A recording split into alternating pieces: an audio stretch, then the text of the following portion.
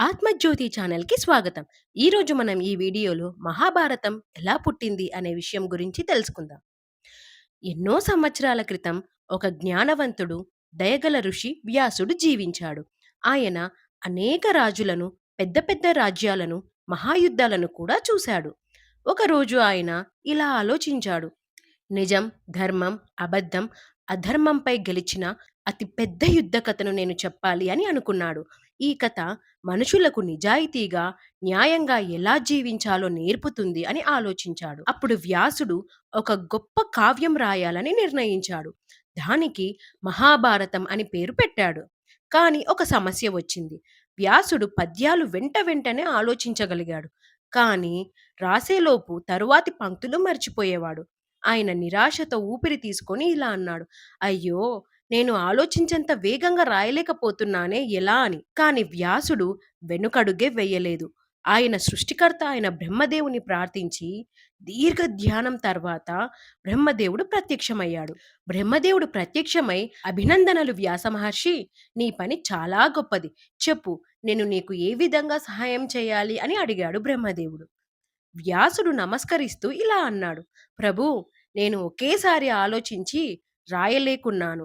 నా కవిత్వాన్ని తప్పు లేకుండా వేగంగా రాసేవారు నాకు కావాలి అని వ్యాసుడు బ్రహ్మదేవుణ్ణి అడిగాడు. అప్పుడు బ్రహ్మదేవుడు చిరునవ్వుతో ఇలా అన్నాడు. దీనికి ఒక్కరే సహాయం చేయగలరు. జ్ఞానదేవుడు వినాయకుడు. ఆయనను నువ్వు ప్రార్థిస్తే ఆయన ప్రత్యక్షమవుతారు. ఒకసారి ప్రార్థించు అని చెప్పాడు. వ్యాసుడు గణపతిని హృదయపూర్వకంగా ప్రార్థించాడు. వెంటనే గణపతి ప్రత్యక్షమై ఇలా అన్నాడు. వ్యాస మహర్షి, నన్ను ఏదైనా అడుగు అని. అప్పుడు వ్యాసుడు, ఓ గణేశ, నేను పాడే మహాభారతాన్ని నీవు రాసివ్వు. అదే నాకు గొప్ప వరం అవుతుంది అని అడిగాడు. గణేశుడు తల ఊపి సరే అని అన్నాడు. నేను రాస్తాను, కానీ ఒక షరతు ఉంది అన్నాడు గణేశుడు. నేను రాయడం మొదలు పెడితే ఇక ఆగను. నీవు నిరంతరం చెప్తూనే ఉండాలి అని అన్నాడు. వ్యాసుడు ఆలోచించి సరే అని అన్నాడు. నా వంతు షరతు కూడా ఉంది గణేశా అని వ్యాసుడు అన్నాడు. నీవు ఒక పద్యం రాయడానికి ముందు దాని అర్థం పూర్తిగా గ్రహించాలి. అప్పుడే నువ్వు రాయాలి అని వ్యాసుడు గణేశుడితో చెప్పాడు. ఇలా ఇద్దరూ ఒప్పందం చేసుకున్నారు. వ్యాసుడు నెమ్మదిగా, స్పష్టంగా కథ చెప్పడం ప్రారంభించాడు. గణపతి ఒక్క మాటను కూడా వదలకుండా రాశాడు. వ్యాసుడికి సమయం కావాల్సినప్పుడల్లా ఆయన చాలా పెద్దయిన, క్లిష్టమైన పద్యాన్ని చెప్పేవాడు. గణపతి దాని అర్థం గ్రహించేలోపు వ్యాసుడు మరెన్నో పద్యాలు ఆలోచించేవాడు. ఇలా రాసుకుంటూ వస్తూ ఉన్నారు.